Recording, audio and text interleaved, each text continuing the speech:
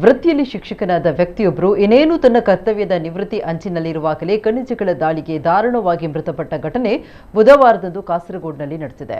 P Vijayakumar ಮೃತ ವ್ಯಕ್ತಿ. ಇವರು ಪಣತ್ತಡಿಯ ಬಾಲಂತೋಡು ಸರ್ಕಾರಿ ಹೈಯರ್ ಸೆಕೆಂಡರಿ ಶಾಲೆಯಲ್ಲಿ ಇಂಗ್ಲಿಷ್ ಶಿಕ್ಷಕರಾಗಿ ಸೇವೆ ಸಲ್ಲಿಸ್ತಾ ಇದ್ರು. ಇವರು 4 ಕಾರ್ಮಿಕರೊಂದಿಗೆ ತುಂಬುಡಿಯಲ್ಲಿರುವಂತಹ ತಮ್ಮ ಕೃಷಿ ಭೂಮಿಯಲ್ಲಿ ಗಿಡ ಗಂಟಿಗಳನ್ನು ತೆರವುಗೊಳಿಸ್ತಾ ಇದ್ದಾಗ ಮಣ್ಣಿನ ದಿಬ್ಬದೊಳಗೆ ಗೂಡು ಕಟ್ಟಿದ ಖನಿಜಗಳು ಕೆಲಸದ ನಡುವೆ ತೊಂದರೆಗೊಳಗಾಗಿ ಗುಂಪಾಗಿ ದಾಳಿ ನಡೆಸಿವೆ. ಇದರಿಂದ ತಕ್ಷಣವೇ ಅವರನ್ನು ಆಸ್ಪತ್ರೆಗೆ ದಾಖಲಿಸಲಾಗಿತ್ತು. ಆದರೆ ಅಷ್ಟರಲ್ಲಿ ಅವರು ಮೃತಪಟ್ಟಿದ್ದಾರೆ. ಅವರೊಂದಿಗಿದ್ದ 4 ಕಾರ್ಮಿಕರು ಕೂಡ ಗಾಯಗೊಂಡಿದ್ದು ಪ್ರಾಣಾಪಾಯದಿಂದ ಪಾರಾಗಿದ್ದಾರೆ. ಇನ್ನು ವಿಜಯಕುಮಾರ್ ಅವರು ಮೇ 31ರಂದು ನಿವೃತ್ತರಾಗಲಿದ್ರು. ಶಾಲೆಯಲ್ಲಿ ಈಗಾಗಲೇ ಅವರಿಗೆ ಬೀಳ್ಕೊಡುಗೆ ಸಮಾರಂಭ ಕೂಡ ಆಯೋಜಿಸಲಾಗಿತ್ತು. ಇದೀಗ ಮೃತರು ಪತ್ನಿ ಶ್ರೀಜಾ, ಪುತ್ರಿ ಅಂಜನಾ ಮತ್ತು ಪುತ್ರ ವಿಷ್ಣು ಅವರನ್ನ ಅಗಲಿದ್ದು ಇವರ ನಿಧನಕ್ಕೆ ಸಹೋದ್ಯೋಗಿಗಳು ಸೇರಿದಂತೆ ಇತರರು ಕಂಬನಿ ಮಿಡ್ತಿದ್ದಾರೆ.